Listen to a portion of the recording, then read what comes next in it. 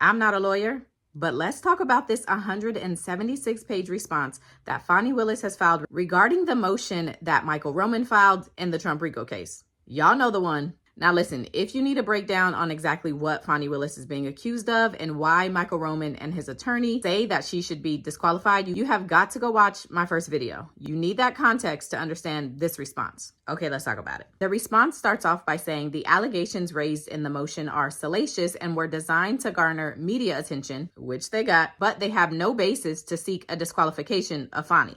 She says that all of this is meritless and should be dismissed without the hearing that's scheduled for February 15th. Now, specifically, in regards to the conflict of interest, Fani says that there are 3 categories that would constitute a personal conflict of interest. The first being prior representation of someone on the same or similar charges.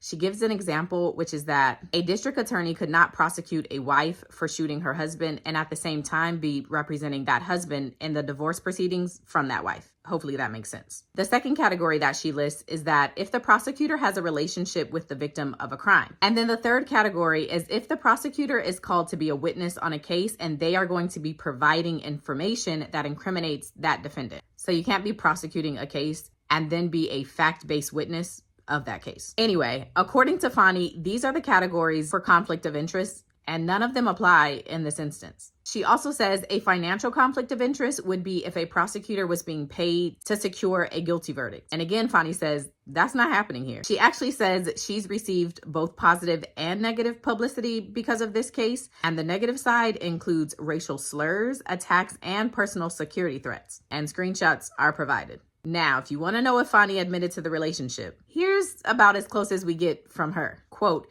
any personal relationship among members of the prosecution team does not amount to a disqualifying conflict of interest or otherwise harm a criminal defendant. Okay, now you got to keep watching because Nathan Wade supplied an affidavit and he is much more direct about the personal relationship between the two of them. Fani says that she and Wade have been associates and friends since 2019, and there was no personal relationship between the two of them in November 2021, which was when she hired him to work on this case. And according to her, Georgia courts have agreed for decades that the existence of a relationship among lawyers in and of itself does not constitute a conflict of interest, nor is it enough to ask for a recusal. And if it was enough, she says, then we should be bringing up the two personal relationships on the defendant's side.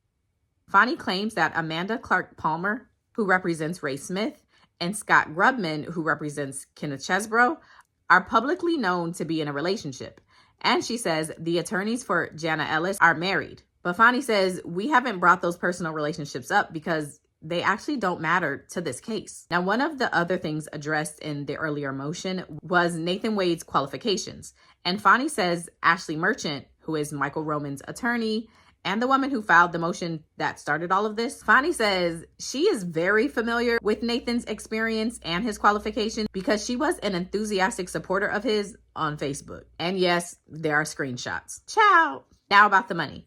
Fani says that Nathan has been paid more money than the other special prosecutors, but that's because he did more work than the other prosecutors. He's managed the district attorney's team of lawyers and investigators through every stage of investigation and prosecution, ultimately leading to the return of the 98-page indictment. She also notes that he resigned from 3 judicial appointments and largely stepped away from his private practice for long stretches to take on this case. Fani says the personal relationship between her and Nathan Wade has never involved direct or indirect financial benefit to her, and the defendants have produced no evidence to suggest that there is any circumstance that would constitute a financial incentive on her part. Fani says there are no joint or shared finances.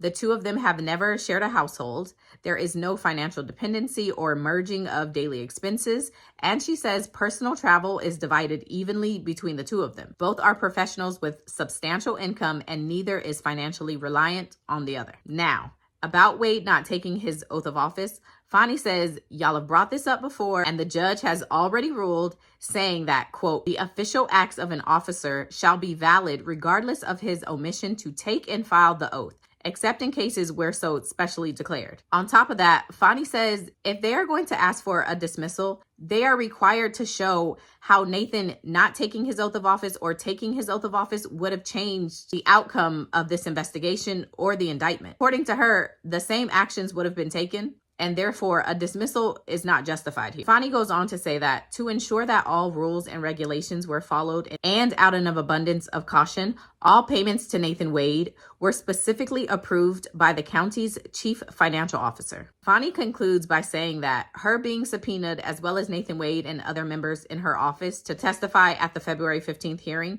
is not an example of zealous advocacy. She says it's a ticket to the circus. She says that the defendants have done nothing to establish an actual conflict of interest, nor have they shown that in handling the case that she or Nathan Wade have acted out of any personal or financial motivation. And she asked the judge to deny the motion without further spectacle.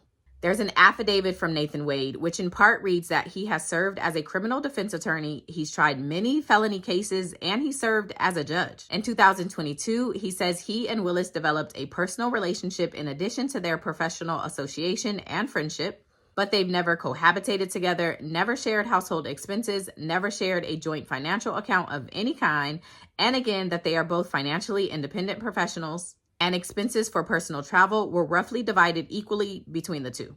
So y'all, that was the response. Now we wait to see if the judge dismisses the motion altogether, or in the words of Fani Willis, the spectacle continues on February 15th. We'll see.